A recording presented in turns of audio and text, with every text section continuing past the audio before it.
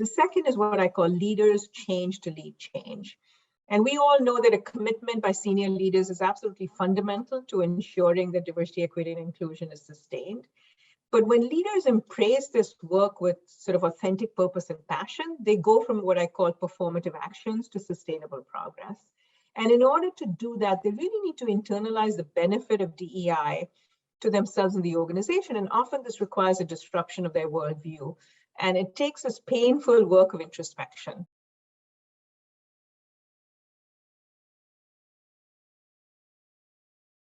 Welcome, folks, to today's episode of the Strategy and Leadership Podcast. My guest today is Dr. Rohini Anand, who is a strategic DEI advisor and the author of Leading Global Diversity, Equity, and Inclusion. Rohini, how are you today? Very well. Just happy to be with you today and looking forward to our conversation. Me too. And I didn't know, we found out we have a BC connection, that in your time you studied at UBC and UVic. And I thought that was super cool. Right. Awesome. And I love that part of the country. So you're lucky to be there. Excellent. I feel very lucky, but come on back anytime. And that applies to all of our listeners. So be sure to give me a shout. Also, in addition to the DEI work that you've done, an extensive career at Sodexo, leading organizational change there. So why don't you tell our listeners a little bit about who you are and your body of work, and then we'll get into our conversation for today. Sure. Thank you so much. I have been leading diversity, equity, and inclusion transformation globally, and did this work at Sodexo for several years. And when I rewired from Sodexo in 2020, I decided to sort of hunker down. COVID hit, and I decided to hunker down and write my lived experiences in a book. And my desire was sort of, more of an act of closure, an act of sharing the lessons that I had learned so others would not sort of have the same missteps. And what I found in doing this work was that when I talked about diversity, equity, and inclusion, global diversity drew the most interest and definitely the most frustration. It was more about how do we do this? How do we localize our transformation efforts while pushing for change? So that was my opportunity to really, sort of give back some of the lessons that I had learned, was sort of an act of closure, as I said. And what I found was that progress has been painfully slow. And while CEOs have made all of these performative statements and they've hired diversity professionals, et cetera, more needs to be done. And, there's an opportunity now, with the murder of George Floyd going global, going viral, that we can really take this work from sort of situational actions to more sustainable progress, especially globally. So this book that I wrote is a practical global book. It is not an academic book. It's not theoretical. It's a view from the trenches of someone who sort of had to pioneer a way forward without any real map. But this work is very, very personal to me. I think with anyone that's involved in diversity, equity, and inclusion work, it's very personal for them. And it's very integral to who I am. I actually grew up in Mumbai, India. And as I told you, I sort of came to North America as a young single woman. But I grew up in India and, sort of in a society where everyone pretty much looked like me. I was part of the majority religion. And surrounded by others like me, I had the privilege of not really having to think about my identity. And it was really my move to North America, which was an inflection point in my journey, both literally and metaphorically. And my identity shifted from being a person who saw herself at the center of her world to being a minority, to being an immigrant, to being a foreigner. And I was honestly totally unprepared for that. So it was only when I was identified as a minority that I realized the privileges that come with being part of a majority. And I was part of the majority growing up in India, but I didn't recognize my privilege in that way. And honestly, I was unable to till I was perceived as a minority and I experienced things differently. So, vocation is very personal. And, understanding what it means to be an outsider, to be a minority is really at the heart of diversity, equity, and inclusion work. So I'd like to say that my vocation and my avocation are perfectly aligned. So that's a little bit about who I am. I'm now, as you said earlier, before we joined this conversation, I'm on several boards, both for-profit, not-for-profit, and do a fair amount of strategic coaching, as well as talk about my book. So that's me. Excellent. Well, I appreciate that. I'm really interested, of course, the framework within the book I'm interested in experiencing and discussing. And I found the two words that kind of stuck out, the idea of multiculturalism, the idea of the global, because we have listeners around the world, South Africa, Africa, Singapore, Asia, like everywhere. And so DEI looks different than the North American lens. And I thought it was just so interesting saying, hey, going from the majority to the minority. And what thought in my head is, I have what I consider the majority for my North American lens, whereas somebody in South Africa will have their own minority majority kind of conversation. Absolutely. And so, and then I'm just going to tie in another kind of shared experience going through resumes as we were hiring. My colleague and I were like trying to be aware of our biases and to say, well, there's the culture, there's the fit, and there's the biases. And so I imagine people go through that somewhat on a day-to-day basis, but maybe one question at a time. How does a global lens on DE&I apply to companies, and how is it different in the various countries that you've worked in? Maybe we can start from there and dig deep. Yeah, right. So there's different ways of approaching this work, so you can sort of take a very local approach. And one of the examples that I have is from Ahold Delhaize, which is a grocery chain, very large in Europe. And they have a very, very local approach where they hire from a 5-mile radius. The shops cater to the customers, sort of immediate customers in that 5-mile radius, etc. And while this is very attractive because it's very locally relevant, it misses some of the things. One is there's no sort of cohesive brand. There's no roll up in terms of, a roll up view. And it's not informed by external best practices or an external view or benchmarking externally. So the other approach is sort of universal, right? When you're doing this work, you can take a very universal approach, which is very top down. And in that instance, there's a particular North American food delivery company where, with the best of intentions, they had a rainbow badge during Gay Pride Month that they actually distributed around the world.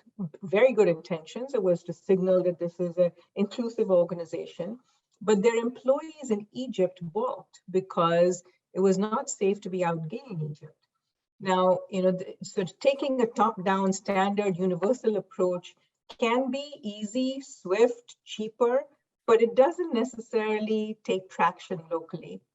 So the approach that I suggest is a transversal approach where you have a global framework, you have, sort of a coherent brand, some metrics, a vision, but you allow for local implementation. And the local implementation basically, takes into consideration the local laws. It's anchored in an understanding of the local context. It's rooted in and informed by the history, the culture, the language, and the laws. And, you have to really understand the power structures, right? The dominant subordinate groups in different parts of the world. In some parts, it's based on race. In others, it's based on religion or ethnicity or caste. And it doesn't mean sort of accepting the status quo. It doesn't mean, accepting inequities. But what you have to do is, it allows sort of outsiders to be catalysts for change, because sometimes those within a culture are not able to raise the issues because of power dynamics, or they may not see the issues. But it works best if local change agents are empowered to find the right entry points and to ensure relevance. So, taking a universal view, right?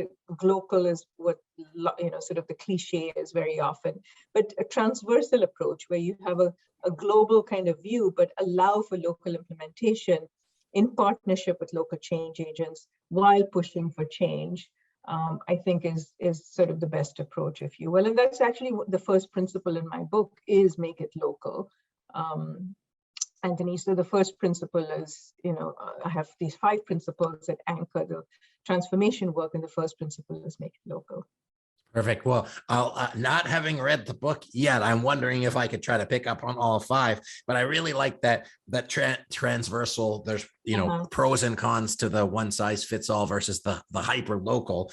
So I guess my question is, as it relates to that, universal structure and local implementation, who is responsible? How do you identify those champions? How do you solicit the local needs? And then also, how do you bridge the communication between the local kind of region, so to speak, and then the overall company as a whole, such that that awareness and understanding, and I don't want to say empathy, but as you can't put yourself into somebody's shoes if you don't know what they're dealing with, and you can't address the problem if you don't have that understanding. So how do you make that bridge so that the company as a whole can improve its overall diversity, inclusion, and integration? Sure.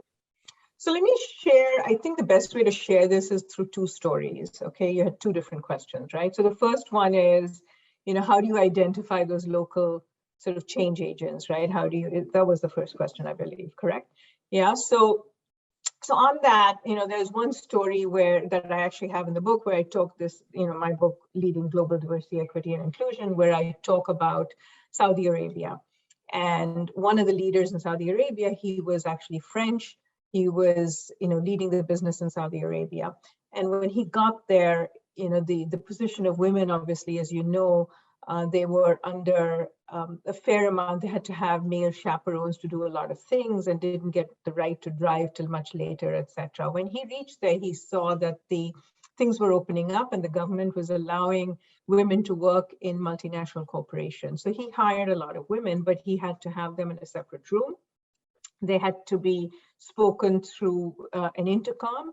And if you had to enter the room, it had to be with a Muslim male Saudi chaperone to enter that particular room. Now, the women realized that in order to advance their careers, and he realized, this was sort of not really aligned with the company's value systems in terms of, the position of women, but he realized that in order for them to advance their careers, they would have to interact with, their male colleagues.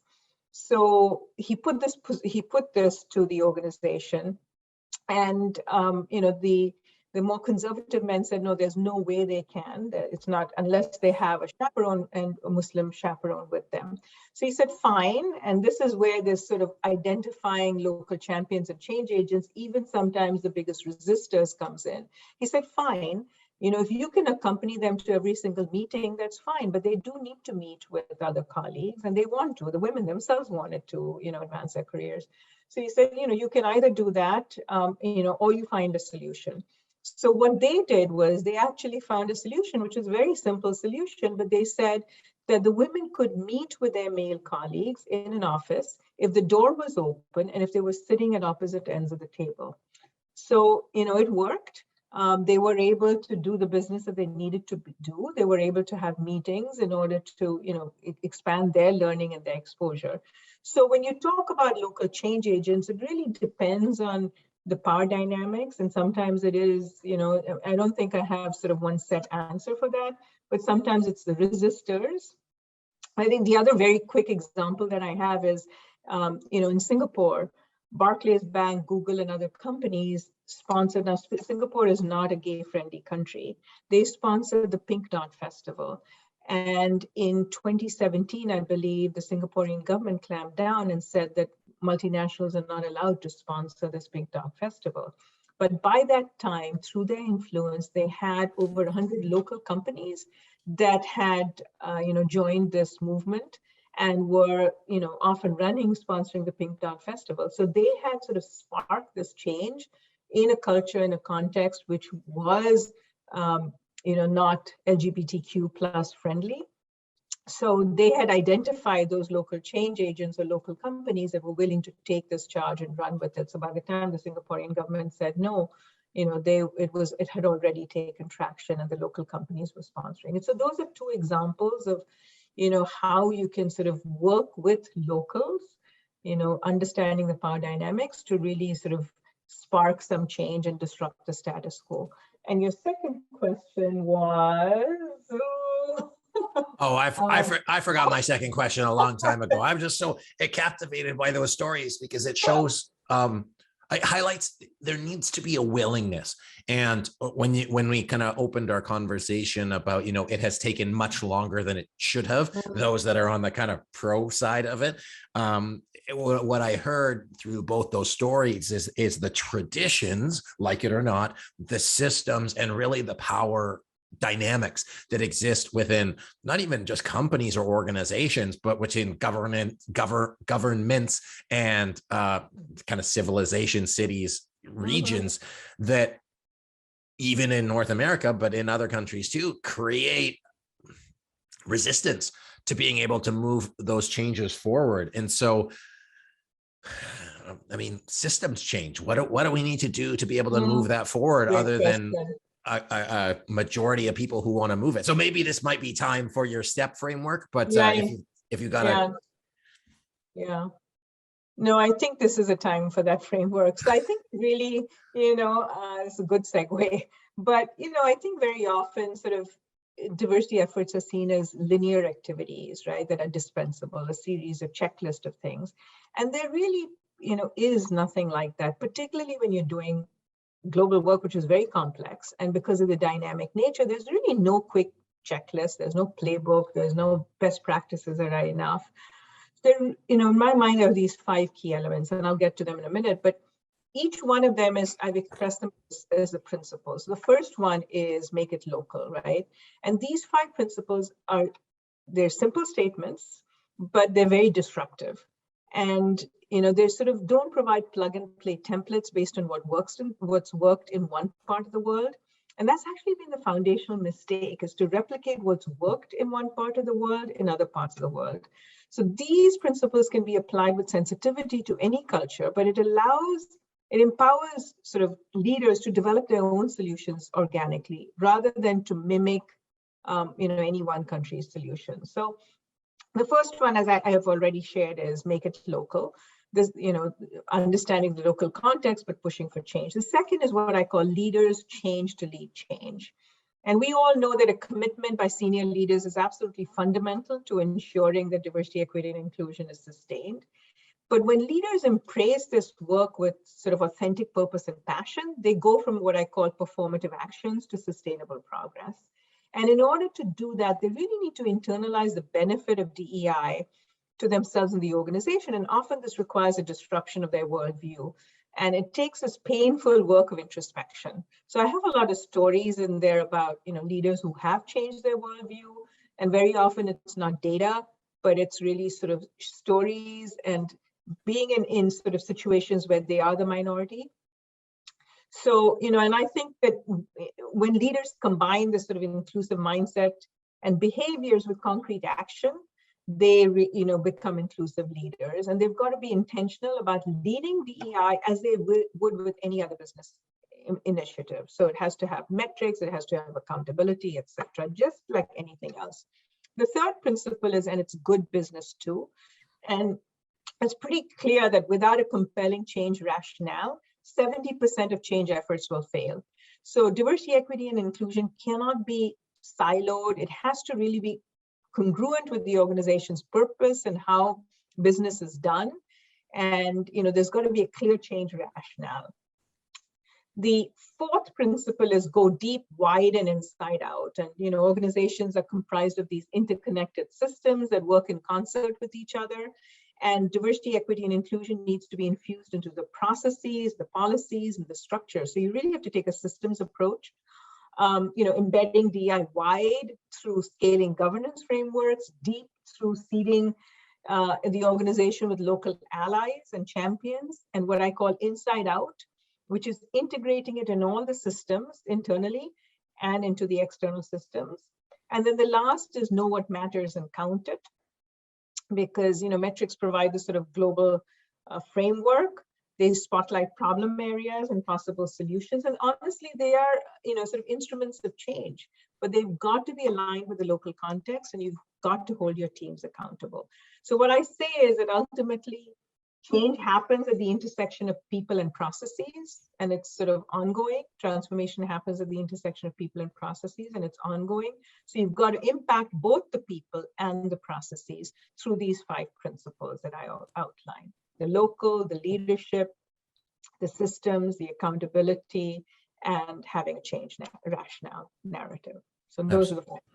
Absolutely. Thank you for that. And I look forward to, I really love the story approach versus the process approach, although you need the heart and the head at the same time. I heard the disruptive, like you have to disrupt what you're doing, you have to change. So just kind of a personal question here. As I lead strategic planning sessions and I go through, fairly standard strategic planning framework, that's really good. And we look at vision and mission and values and strategic priorities and goals and actions. And usually like they're organizational, and rarely does diversity, equity, inclusion come up as a strategic priority in my decade of practice. And so I wonder, as call myself an ally, but as somebody who believes in it, at what level can somebody like me bring that thinking in? Because it has to touch on everything. So it can't be an activity. It has to be a process. How do we, I see it as a lens, like you have to have your lens on, and every decision you make goes through that lens. But how can somebody as an external provider like me go in and say, hey, have you considered this? Or are you making this decision considering your local perspective and all of the steps that you've taken? Is my question kind of clear? Yeah, no, your question is very clear. I think the issue becomes, depending on what angle you're taking the strategic planning session, right? So ultimately, you've got to approach diversity as an enabler of business success, okay? Whether it is talent and getting the best talent, whether it is innovation, and creativity, whether it's creating that inclusive, engaged environment so people can deliver their best and be most productive, whether it is, meeting customer or client needs, so it's all of those pieces, whatever the priority of the business is. Let me just share with you, the Sodexo example, right? So I worked at Sodexo, and Sodexo is a very large food and facilities management company. And in North America alone, when I was there, we were in like 14 or 15,000 locations, over 40, 50,000 locations globally. When I started doing this DEI transformation work, it was very intimidating because I just wondered, how are we going to bring about change in mindsets and behaviors when people are so geographically dispersed? Headquarters, we have maybe 300 to 500 people. All the other 460,000 people are in client locations. Okay, so it really is. What I realized was, as I started doing this work and we started cascading it, our managers office out of client locations. So, it may be UVic or UBC could be a client, okay? They would start sharing some of this with their clients, and the clients noticed that, there's all these materials, their resources, they're doing all this stuff. And they started asking the managers for sort of support. Can you have somebody come in and speak to us about what you're doing? Now, food service is not necessarily a C-suite issue, but diversity, equity, and inclusion is. So what started to happen was that my team and I would actually go in and do presentations to C-suites to a point where the managers, which mostly white male managers, mid-level managers at the time, were sort of on the fringes of this and not quite sure how it was going to help them. But now all of a sudden you have these managers saying, look, I can see that diversity is going to benefit my business because it gives me a whole other level of relationships with my clients. It gives me access to senior managers. It can become a vehicle to open up business opportunities for me with clients. So they would actually ask my team and I to come in. If they couldn't get access to a university client or to a executive in a large company, they'd say, can you provide us access through diversity to this particular client system? And we actually touched over $1 billion of business a year through new sales, client retention, all of that. So that lens, so I don't think that people would have thought of diversity as being a lens for expanding the food service business, right? No, it's cost, but bringing that lens to it opened the aperture and gave another sort of differentiator and competitive advantage to a business that's very commoditized. So I would say, understand the business, understand what the pain points are, what you're trying to achieve, and then figure out how diversity can be an enabler to help you to get there. And 9 times out of 10, I think there's going to be an opportunity. Does that help answer your question? Yes, I think it comes to driving the conversations. So I think of things as tools, as most things are. And so I was like, okay, if it is a tool, because we're saying, hey, we have an outcome is more money, growing business. So let's look at diversity inclusion as a tool. And I hate to say it from like the selfish perspective, but people are driven by their self-interest, despite we want them to be altruistic and good. But I have said it before, I will say it again, there is a business case for diversity, equity, inclusion.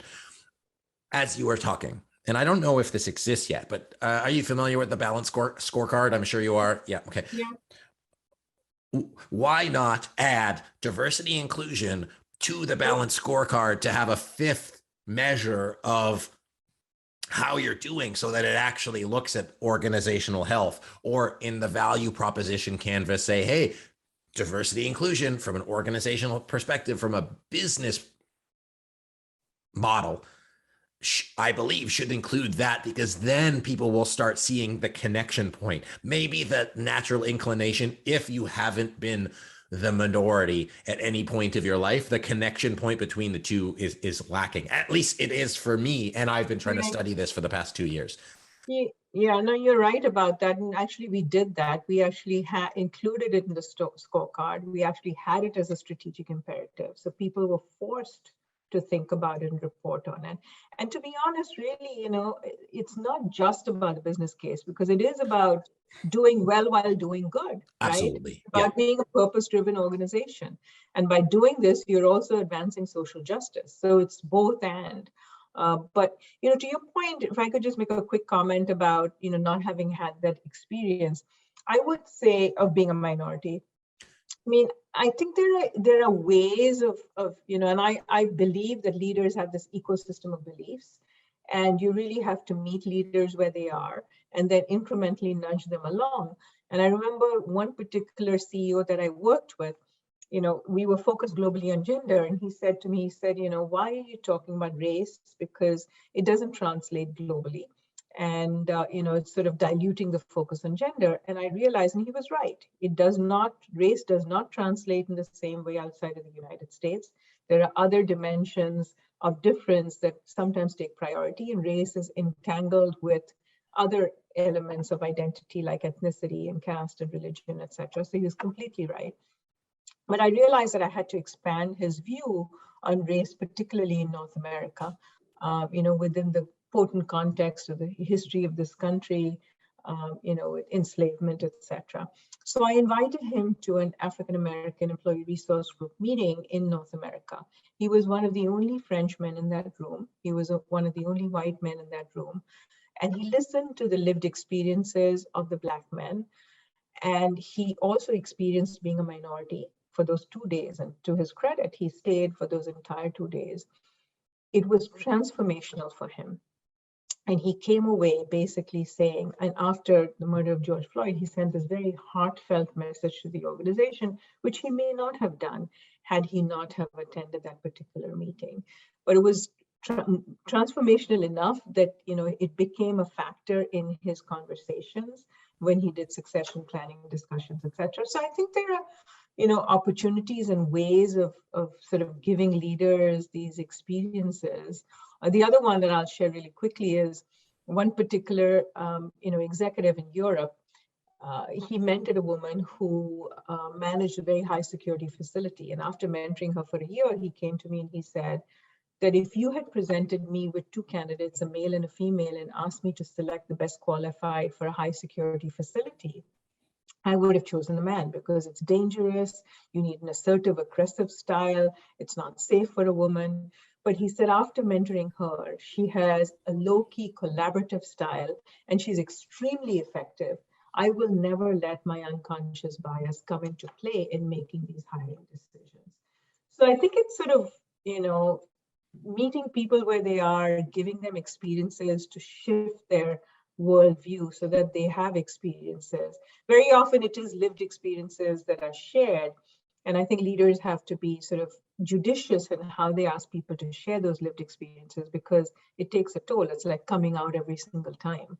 And that's exhausting. So they have to be careful and really maximize those opportunities. So I know I rambled a bit, but I wanted to No, get some of these stories out. honestly, it's been such a wonderful conversation, and I wrote it myself. Like, just it's all the challenging the biases, and on one hand there's the disruption, and then the other the shifting, the understanding. There is like the tone of empathy, like re-education, but putting people in a situation that they might not have been in.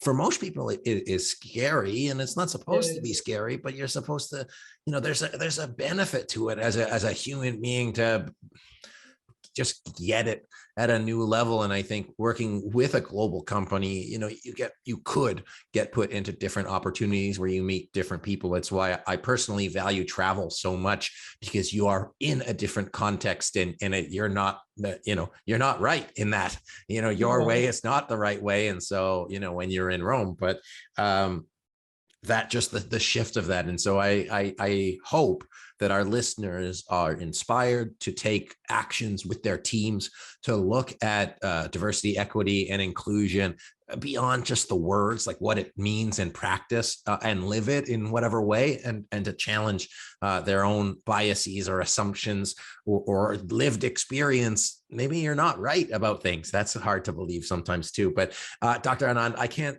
say how grateful I am to have been able to chat with you today. Can you let our listeners know where they can learn more about your work and connect with you, and potentially if they have a board that you can contribute to? Really, just thank you so much for your time today and your experience. It's been invaluable to me personally. So thank you.